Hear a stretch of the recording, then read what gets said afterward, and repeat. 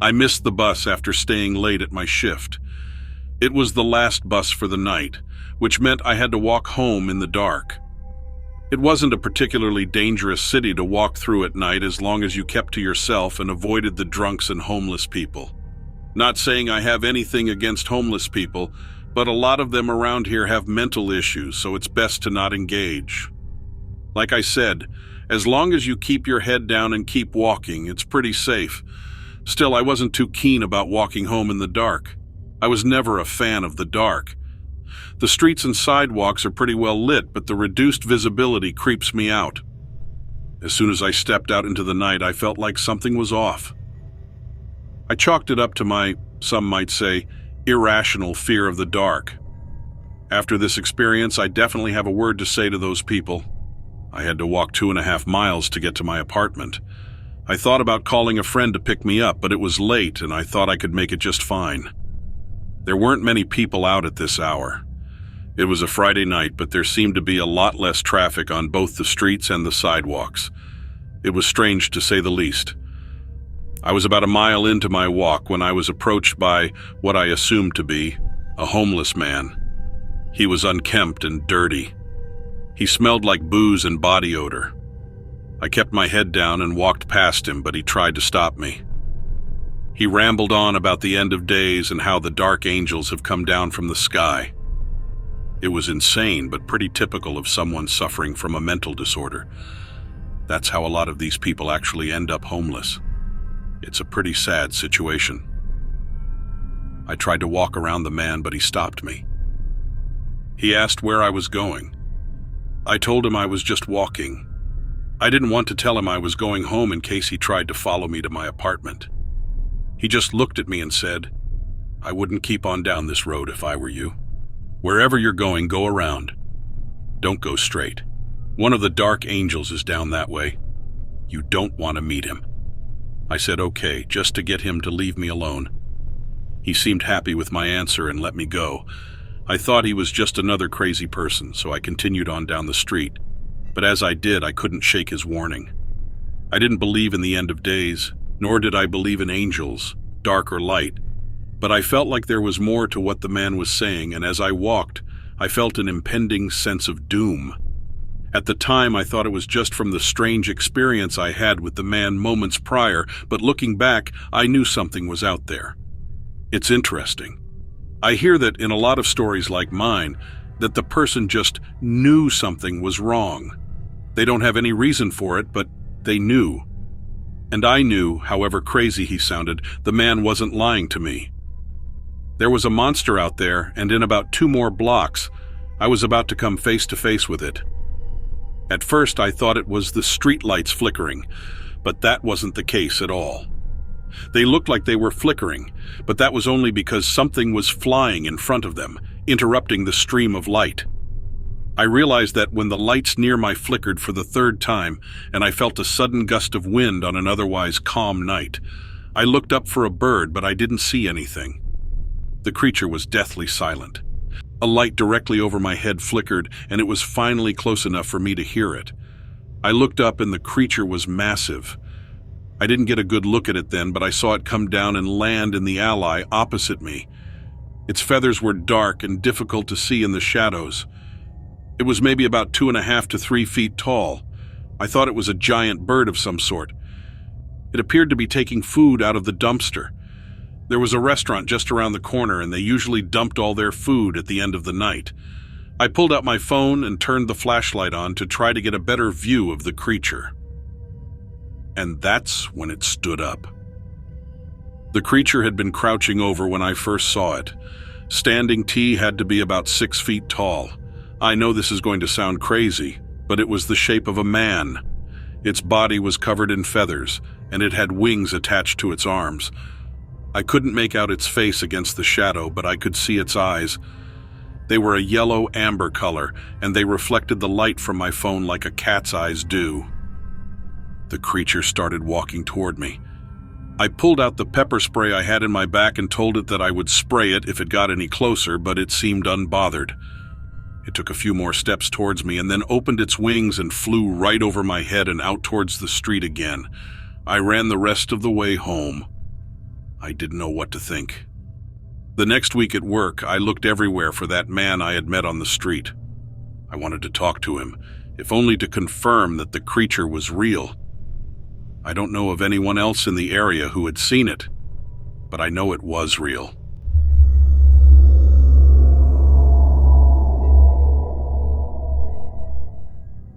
Before I became a teacher, I had a short-lived career as a park ranger. I'd grown up in a heavily forested area and had been an avid hiker and camper, so it had seemed like it would be a fun and easy job. After college, I got hired by the National Park Service and had a brief placement in Utah before being relocated to Tennessee, specifically the Smoky Mountains. I was really looking forward to spending summer there. Instead, I got a summer of hell. It started well enough. As a newbie, I was doing a lot of patrolling and routine safety checks, which was fine by me.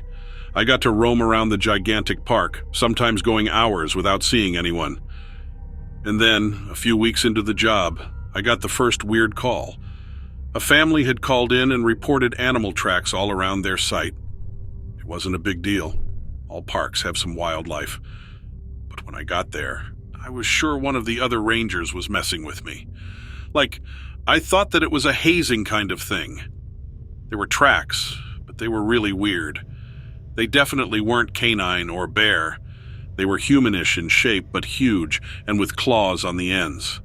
I checked out the area, took some pictures, and then helped the family get another campsite because obviously they were feeling uncomfortable. I turned the pictures into my boss, expecting her to laugh and give up the joke. Instead, she was pissed. She thought I was the one playing a joke. I asked her to come out to the site with me, and amazingly, she agreed. But by the time we got out there, it was the next day, and the rain that fell overnight had washed away the prints.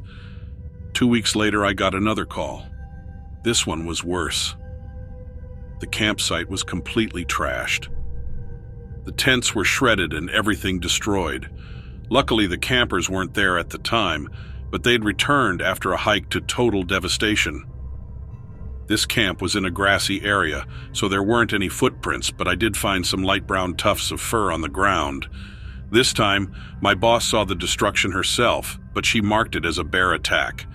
A hungry bear looking for food, she said, but the fur didn't look anything like a bear's. Also, whatever had made the attack had gone after everything, even areas where there wasn't any food. It was bizarre. It just didn't add up. And then the final episode happened in early August. I say final because I couldn't deal after this. I got a call about a lost pet. A young couple had been walking their dog and it had slipped out of its collar and taken off into the woods. The couple was devastated. I and a few other of the newer rangers got picked to head into the woods to find the dog. We broke off into pairs, knowing that going too far off trail was dangerous. I was with Brian, a decent guy I had sort of become friends with the last few months. We walked for hours, doing our best to cover our area. We whistled and called out, but didn't see any sign of the dog. There were 2 hours left of daylight, and we hadn't gotten any other pressing calls, so we agreed to stay out looking for those 2 hours before going back to the parking lot. As the sun started setting, we turned around and made a beeline for the nearest trail. We still had maybe 20 minutes or so until we got there, and then 15 minutes on the trail itself. We felt bad about not finding the dog, but there was nothing else we could do.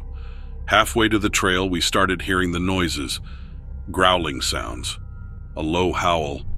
The missing dog was a lab, and they didn't howl like that.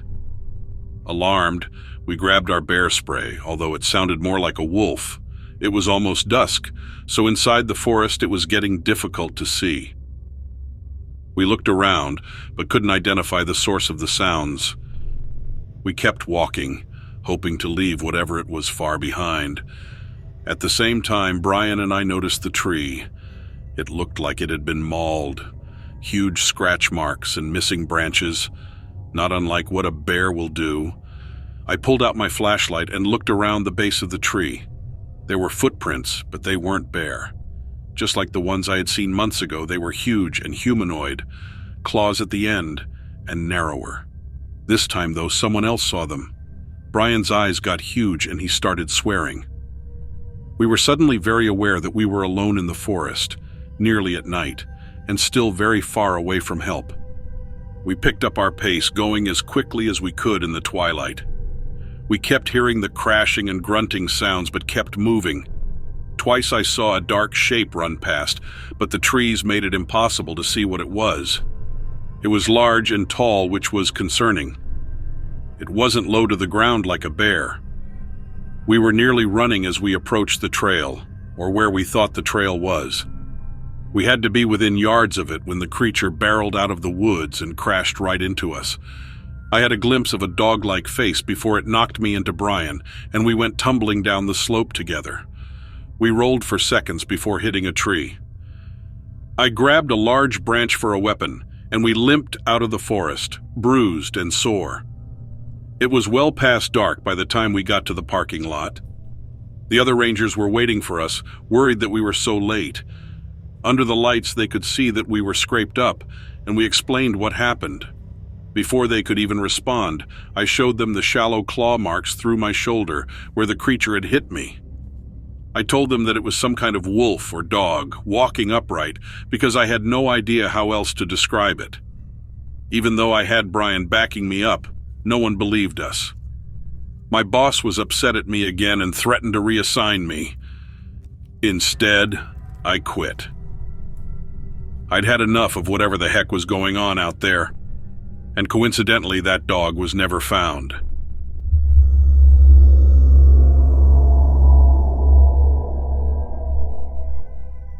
I've always been really close with my first cousin, ever since we were little kids growing up. We've always had somewhat of a bond, I guess. He can be dramatic, but he keeps things exciting. We didn't have it easy as kids, but we had each other. We were only 8 months apart, so we've always been pretty close, even though we're far apart. Recently, I moved my children and myself from New York to Pennsylvania in order for them to be closer to their mother. So instead of them having to commute to see her, we relocated our home base so that the kids could stay put in Pennsylvania, and I would commute back to New York for work for the time being. After a couple years of doing this, it was getting repetitive and old. One Monday night, I got a phone call from my cousin. It was different because usually when he calls, he's the one that has a problem and needs to discuss, usually something pertaining to his life, and I sit there and listen. But this phone call was different. When I answered the phone, I was busy with one of my kids, and I probably said something along the lines of, "Hey, what's up? Are you okay?" He said, "Yes, I'm actually fine this time. I just wanted to know how you were doing, if you were okay." I said, "I'm fine, just busy trying to get the kids in bed after their baths. It's a school night, and trying to get ready for my next trip to work in New York on Wednesday." I asked him why. "What's up?" He said, "Oh, nothing. Just call me back when you have a minute to chat. It's no big deal." I agreed to do so. I told him I loved him and hung up the phone shortly after.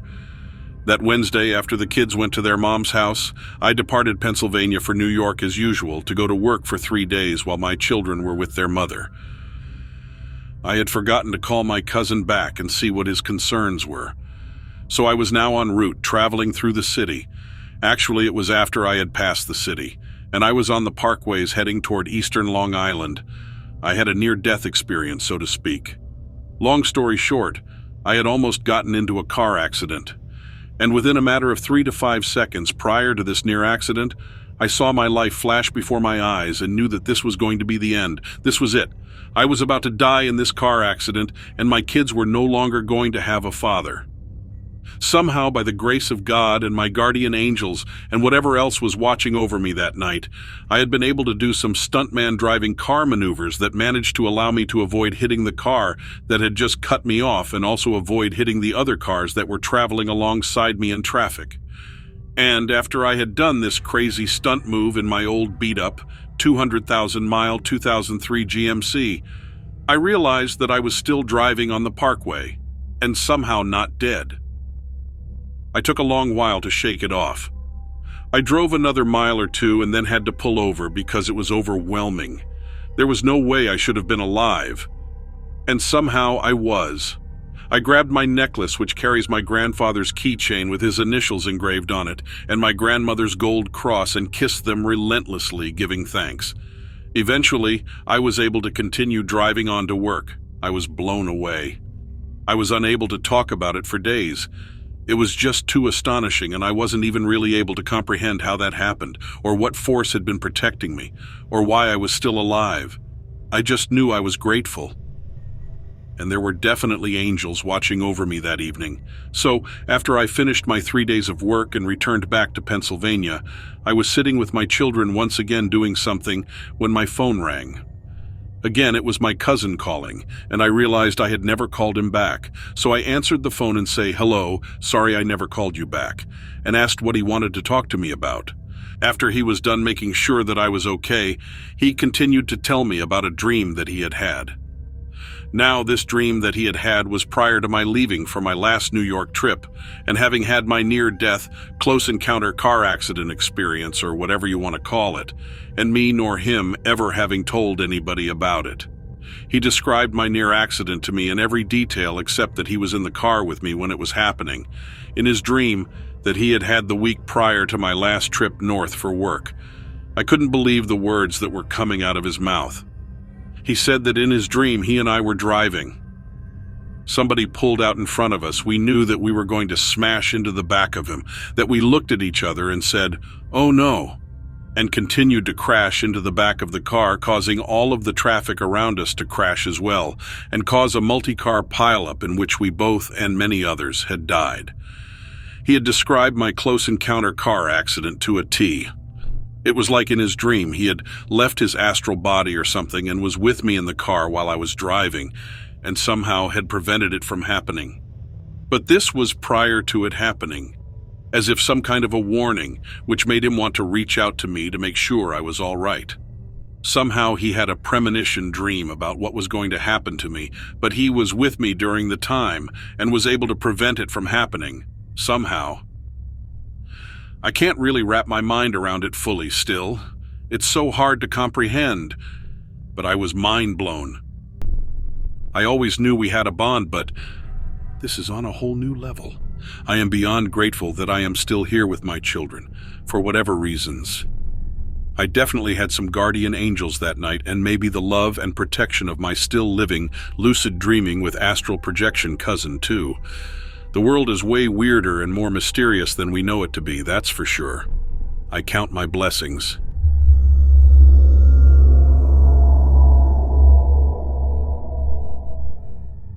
I've lived on a farm my whole life. Death on a farm is inevitable. Animals are born and animals die. Most of the time they are raised to slaughter. Sometimes they are born with an illness. And sometimes they have unfortunate accidents, like being hung up in a fence when no one is home. But occasionally, you'll have unexplained deaths. This is a story I tell all the time to warn others, and every bit of it is true. I raise sheep in Montana.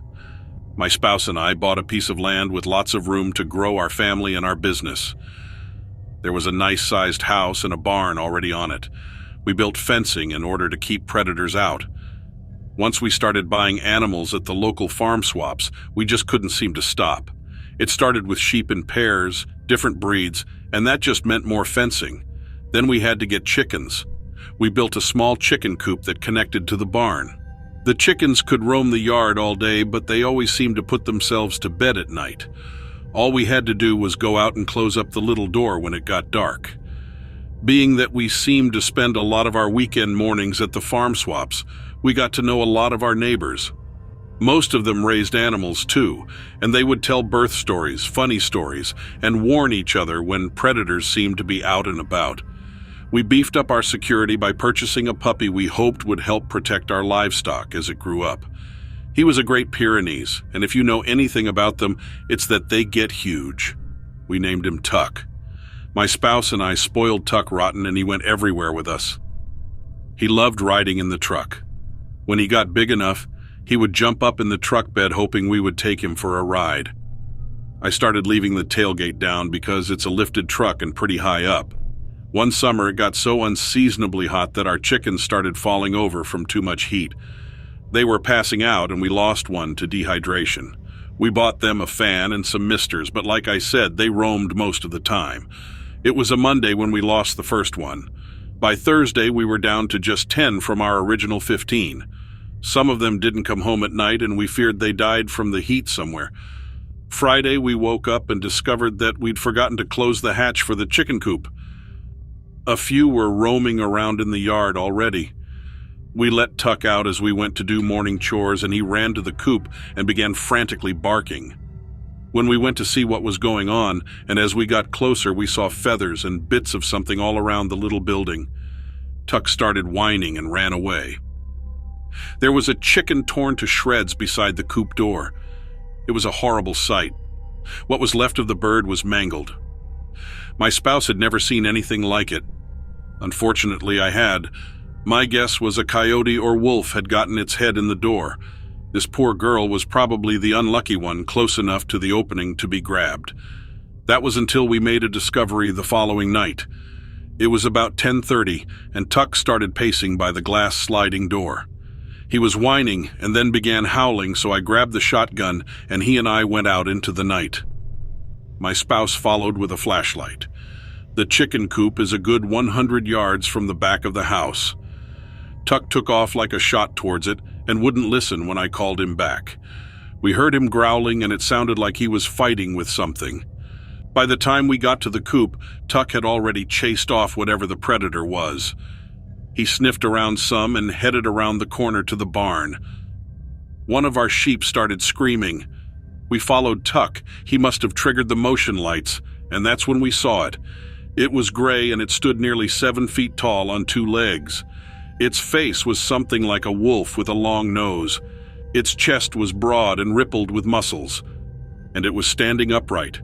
The hair on its head ran down its back like a mane, standing up as it snarled at us.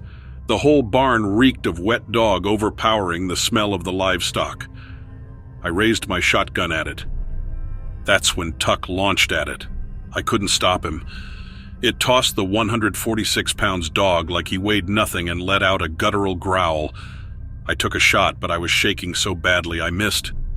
The thing jumped up into the livestock pens and burst through the door on the other side of the barn. Tuck ran out the door, trying to head him off. Admittedly, we didn't want to follow. We were so scared. I got outside in time to see the back end of Tuck jump into the truck bed. The wolf-like thing was nowhere to be found. I went to check on Tuck. I heard whining. When I tried to look over the tailgate, Tuck grabbed my pants leg by his teeth. He was hiding underneath. The creature jumped out of the back of my truck and landed at least 10 feet away, already running. I pulled the trigger again, shooting in its direction, but it was running so fast, on 4 legs and on 2 legs. I think I might have hit it this time, but the thing was enormous, and if I did, it didn't seem to hurt it. Lucky for us, that was the last time we encountered that thing. But you can be sure that we alerted the neighbors, and now we are all looking for it.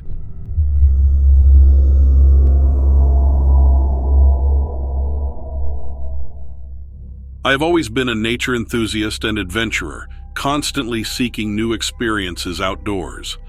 So when I decided to embark on a solo trip to Acadia National Park, I was thrilled at the prospect of exploring the beautiful wilderness of Maine. Little did I know that my trip would turn into a nightmare, one that I would never forget. It was the 3rd night of my trip, and I had set up camp in a secluded area of the park. The sun had just set as I settled in for the night. Before long, I heard a rustling in the bushes nearby. I assumed it was just a deer or some other harmless animal, so I didn't pay it much attention. But as the rustling continued, I began to feel uneasy. Suddenly, a massive creature emerged from the bushes. It stood at least 10 feet tall, with shaggy fur that seemed to absorb the moonlight. Its eyes were a piercing blue, glowing with a fierce intensity. Its face was a cross between a wolf and a bear, with razor-sharp teeth that glinted in the darkness. Its arms were long and muscular, ending in huge paws with razor-sharp claws. My heart was pounding in my chest as I tried to make sense of what I was seeing. The creature let out a low growl, and I could feel the hair on the back of my neck standing up. It was like a primal instinct had kicked in, telling me that I was in grave danger. As the creature charged towards me with incredible speed, I scrambled to grab my backpack, fumbling with the zipper in my panic. I knew that I had to get out of there fast if I wanted to survive. The creature was almost upon me, its massive jaws gaping open as it prepared to strike. But just as it was about to pounce, it suddenly stopped, as if it had hit an invisible wall. It let out a deafening roar that echoed through the park before disappearing back into the darkness. I was left there, shaken and terrified, wondering what had just happened. It was like a dream that I couldn't shake off. But the claw marks on the trees and the gouges in the ground were evidence that it had all been real.